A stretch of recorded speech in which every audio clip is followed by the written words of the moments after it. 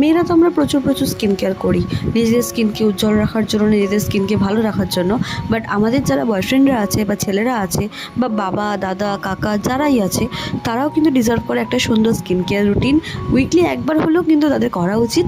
সেই জন্যই আমি চলে গেছিলাম আমার বয়ফ্রেন্ডের স্কিন কেয়ার করতে, যার কিনা বার্থডে রিসেন্টলি। তো সেই কারণে ভাবলাম যে চলো ওর একটা প্রি বার্থডে স্কিন কেয়ার করিয়ে দেওয়া যাক। তো আমি আমার স্কিনকে যেভাবে ট্রিট করি, আমি ওর স্কিনকেও সেভাবেই ট্রিট করছিলাম। ফার্স্টে ফেস ওয়াশ দিয়ে ওয়াশ করে, দেন স্ক্রাবিং, দেন একটা প্যাক আর একটু হেড ম্যাসাজ এবং একটু বডি ম্যাসাজ। দেন আবার চলে আসছি ফেসে, সেখানে আমি করেছিলাম হচ্ছে ওর eyebrow trimming, blackheads removing এবং একটা শীট মাস্ক, যেটা কিনা ওর স্কিনটাকে অনেক স্যুথ করবে। আর টোনার ময়শ্চারাইজার তো থাকেই।